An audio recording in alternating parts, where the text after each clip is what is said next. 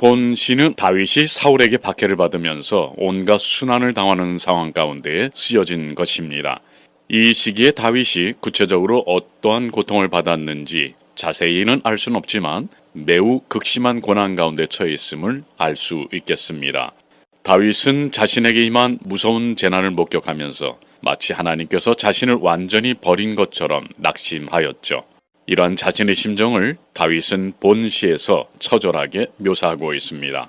다윗의 첫 번째 외침인 내 하나님이여 내 하나님이여 어찌 나를 버리셨나이까는 십자가상의 그리스도에 의해서 사용된 표현이죠. 다윗이 내 하나님이라고 부른 하나님께서는 그를 버리신 듯 하지만 다윗이 낮과 밤에도 끊임없이 기도하지만 응답이 없으신 하나님을 다윗은 자기를 버리신 듯하다고 표현하고 있습니다. 이어지는 3절에서는 다윗이 불러일으킨 확신은 하나님께서 기도에 응답하신다는 지식에서 말미암은 것입니다. 3절의 다윗은 그가 불러일으킨 확신이 하나님께서 기도에 응답하신다는 지식에서 말미암은 것으로 찬양하고 있습니다. 하나님은 이교도들의 모든 거짓 신들과 달리 거룩하시며 살아계시고 행동하시는 분이십니다. 실제로 하나님은 보좌 위에 거하시며 그래서 응답받은 기도에 대해 이스라엘 민족으로부터 찬송을 받으십니다. 또한 4절과 5절에서 여호와를 의뢰하였던 다윗의 선조들은 고난 가운데서 기도했고 하나님께서는 그들을 건지셨습니다. 그래서 다윗은 기도를 계속하도록 격려를 받는 것입니다. 다윗의 생애에 알려진 사건 중 이 시편의 내용과 일치하는 것은 없는 것으로 나타나고 있습니다. 그 표현들은 질병이 아니라 사형 집행을 묘사하고 있는데 그것은 다윗의 경험보다는 예수님의 십자가 죽음과 더 적절한 연관이 있다고 할 수 있겠습니다. 복음서 기자들 또한 이 시편의 일부 구절들과 그리스도의 순환 사건들 사이에 연관이 있다고 보고 있습니다.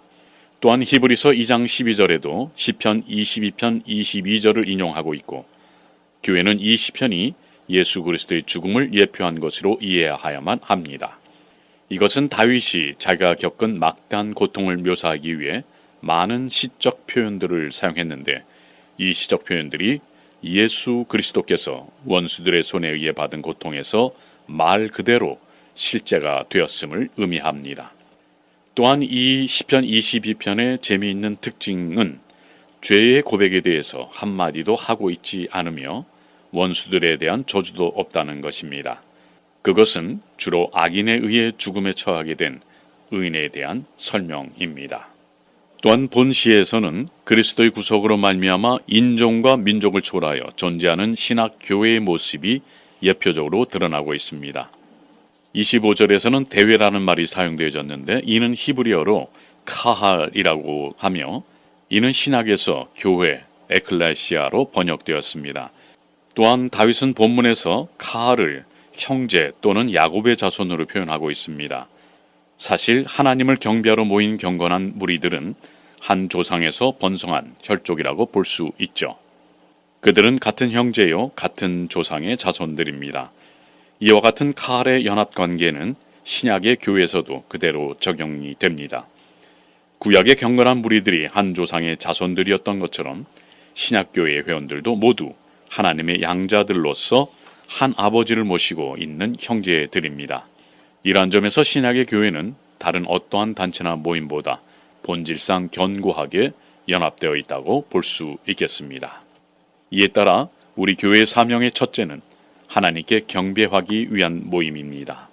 또한 두 번째 교회는 거룩한 교제를 도모하는 모임이며 세 번째는 교회의 중요한 임무는 선포임을 알 수 있겠습니다.